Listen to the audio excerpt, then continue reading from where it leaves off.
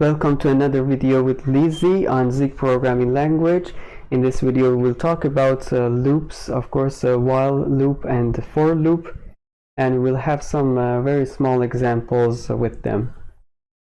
Before we continue with the video, please don't forget to subscribe to the channel or like the video and share in the comments what you think of the video and what you think should be the topic of our next video. Okay, let's first have a look at some lines of code that I've prepared, and then we can discuss how a while loop is used in Zig programming language. Okay, here we have the while loop. This is the simplest way of writing the while loop and using it. We have a while loop, and then there is a condition in the parentheses. If I is less than 3, I is our counter, which has been defined in the line above.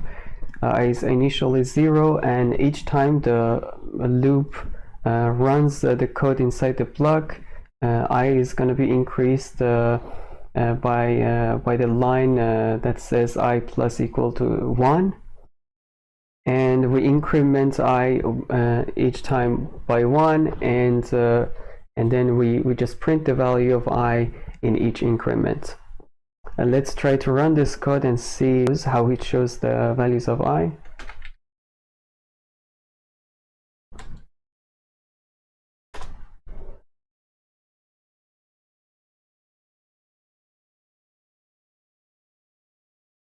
So you can see that for each time I takes different value, this statement about the value of I is printed. We have I equal to 0, I is 1, I is 2. Now in some certain cases you just don't want your loop to go through some values. There are some specific values that you want to skip in your loop. For example, if I don't want this I to be 1, I can use a continue keyword. Let's go back to the code and see how it should be used. So here what we do is that we add a line before printing the value of I, and we say that if I is equal to 1, we just want to pass or skip this step and go to the next iteration. And this will go on forever, of course, because the value of I is not increasing, and this will be an infinite loop with continuously checking if I is equal to 1. So to fix this, I have to move this I plus 1 line before this loop, so that the value of I increases even though this continue this condition is going to run. So let's check the code. How is it gonna run?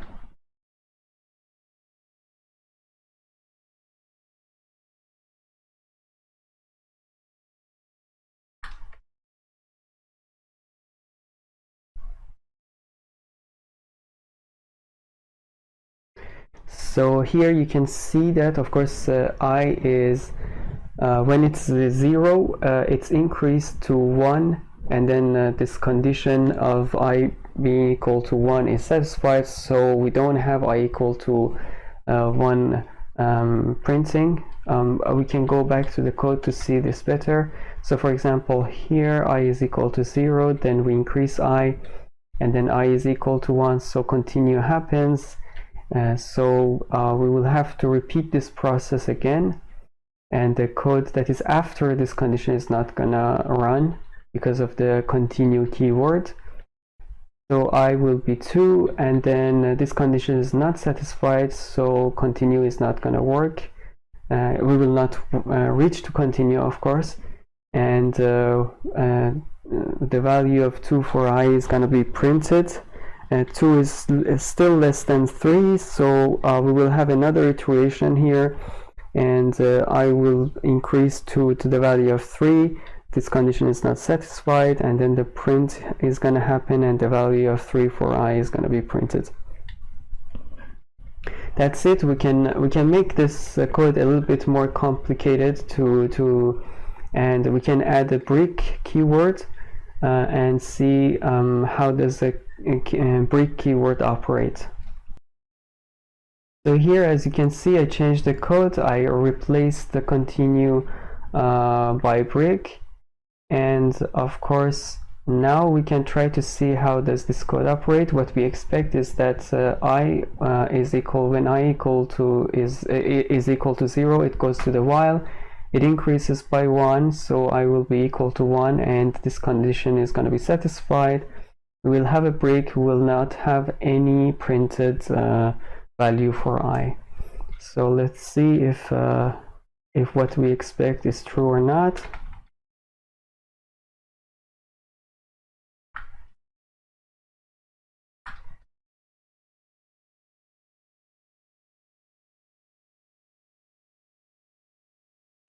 Well, it is indeed true. It didn't print anything and the program ended, so it was okay. Now we can have another way of using the incremental value in the while loop in Zig programming language. Of course, we will see that code right now.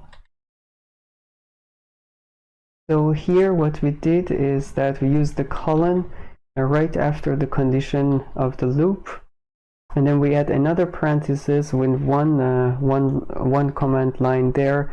There we increment I 1 by 1. So the difference with this loop and the previous while is that so in the previous while, the first line that would run always was that I would increase by 1, but here I will always increase at the end of each iteration. So for example, I is defined as 0, then the first line is 0 is compared to 1, which is not true, so the loop is not going to break, and we will have I is 0 printed.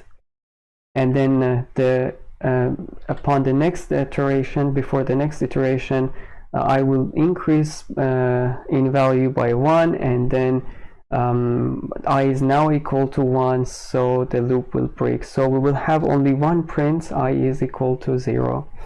Let's see if it's correct.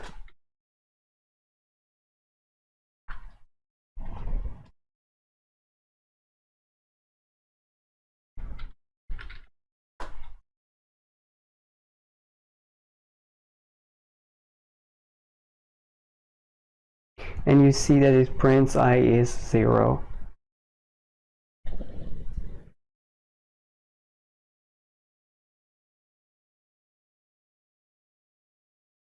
Now that we have seen break, continue, and we have seen that we can put the incremental statement just in front of the condition of the while loop, I think we have seen enough of the while loop. We can go check the for loop. So I'm gonna change these codes a little bit, and we can have a look at the for loop. Okay, here I've written 4 different for loops that we were going to check. So I have first defined an array of the type U8 with 4 elements, 1, 2, 3, and 4. In the first loop, I try to print all the values of A with indices that start with the value of 0.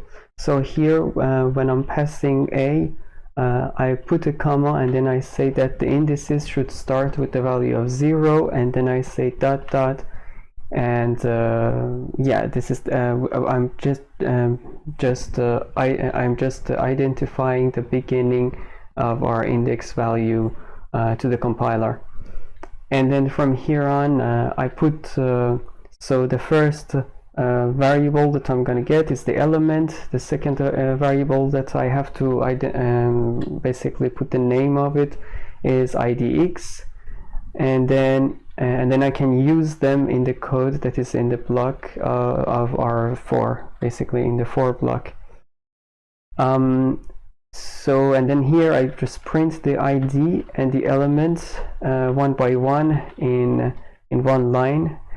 So in each iteration we get the value of the element and the ID of that value, and this is going to be printed.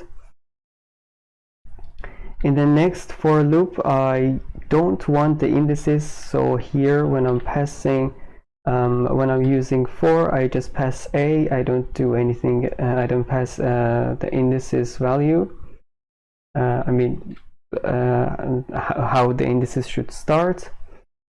And then here I just put the name L for the value of each element, and then of course this I have to assign this L to something, because the compiler is going to give me an error if I don't do it. So underline in Zig programming language is a way to assign your unused variables to so that you don't get any error. So basically, if I don't put this line, I'm gonna have an error, but I assign each L to underline so that I don't have an error. I can use this many times. We can assign anything to underline. It doesn't have any type, so it's the easiest way to skip the error part. And then I just print some lines, some empty lines. I want to separate the result of the previous loops and this loop. And in this loop, I am using indices, but I'm not using the value of the elements. So for the values, I just put underline, and for indices, I put ADX as the name of the index. But I don't want them to start from 0, I just want them to start with value of 2. So IDX will be 2, and it will increase, the first time it will be 2, and it will increment one by one until we get the last value. And I print this ID here, and the last loop is kind of a loop that has the size of it has the size of a. Basically, it's going to repeat exactly as many times as a has elements, and we don't need, of course, the ID or any element of a to do any calculation. We just want its size. So let's try to run this code and see the result.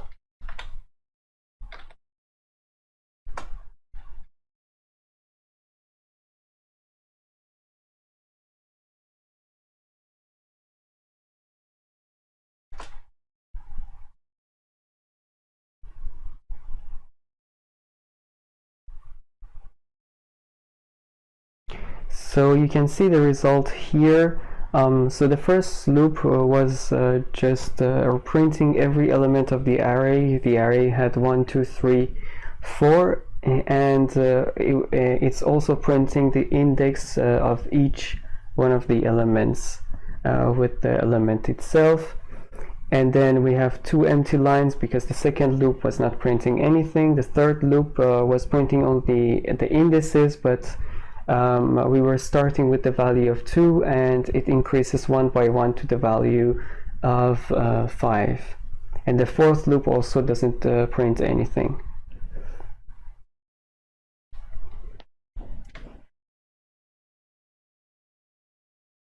The last thing that remains to be said about loops is, of course, the infinite loop, the loop that you can use it for running operating system or running games. We just write while true, and in its block we write any code that we want. And I've written OK. I've used the print function here to just print OK.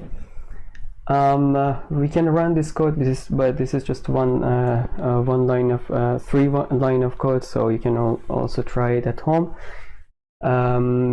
Thank you for watching. This was it. That's all we have to say about loops in Zig programming language. We discussed the while loop and the for loop. Hopefully it's interesting and it's helpful for you. Please don't forget to subscribe to the channel, like the video, and share it with friends. Thank you for watching. See you in the next video.